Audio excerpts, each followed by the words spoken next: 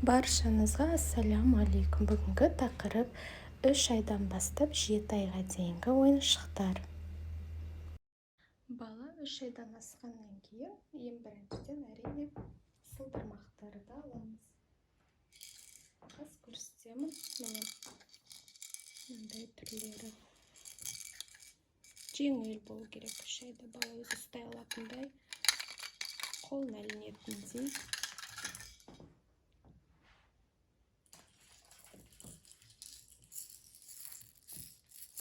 Бізге ұнағандары өзімнің тәжірибемен бөлісіп отырмын баршаңызбен.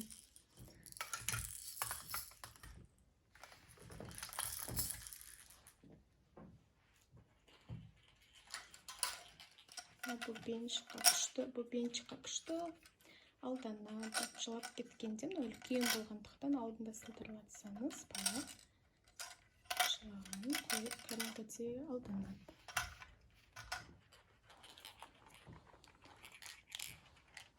Детский мирдағы осындай погремушкалар да керемет.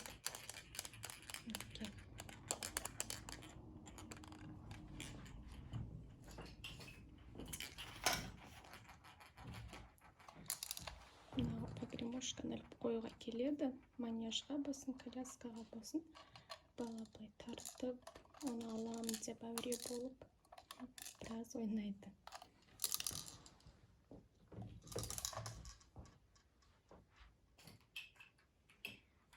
Мінеке мынандай бейби колдығы детский мирдің екі жағында тақызады және ортасы айналады. Бұл да күшті, тіпті бұны 5-6 айдан кейін көрсетсеңіз балаға тағы ойнауы мүмкін. Біз өзіміз 6 айға дейін погремушкалар ойнадық та 7 айға мен жинап тастағам. Кейін басқа ойыншықтарға қызықпай, өстіп бұрынғыларын шығарсам, күшті ойнайтын. Сосын мындай 4 айында осының бәрімен өстіп сылдырлатып ойнауға уже және де 5 айда міндетті түрде мынандай тактильный доптар бәрінде болу керек деп ойлаймын, себебі бұлардың формалары әртүрлі, өте пайдалы, керек осы доптар. Ұзақ ойнайды бала бұлмен де. Негізі бұл шомылуға арналғанда да қолданамыз біз, сондықтан мен әлі шомылуға арналған ойыншықтар деп бөлек обзор түсірем, бірақ бұлай да ойнатсаңыз болады. Ұнады осы мячиктар. Сосын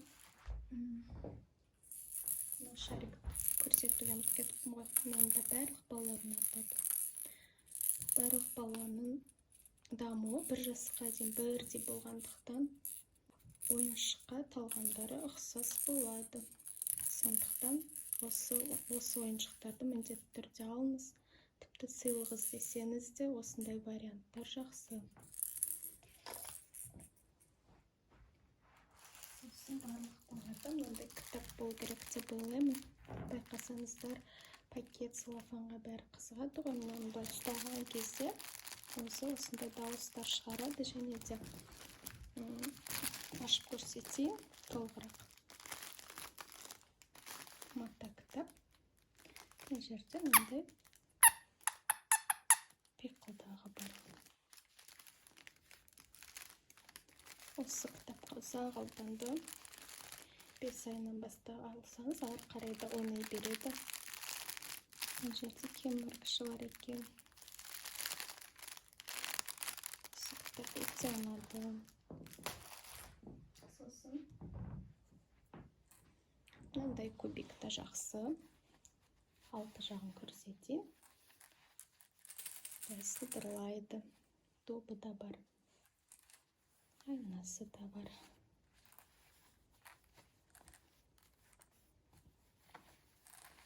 Бала уж 5 айдан асқанда бәрін ұстап зерттей бастайды. Сондықтан ең керек, ең күшті ұнады деген ойыншықтарды көрсетіп тұрмын. Сосын әрине 5 айдан асқан кез келген балада неваляшка болу керек деп ойлаймын. Қараңыздар, көзін ашып жұмады, оны бала шұқылайды, мына жерлерін кеміре алады. Өте жұмсақ, міне. Қазір көрсетейін.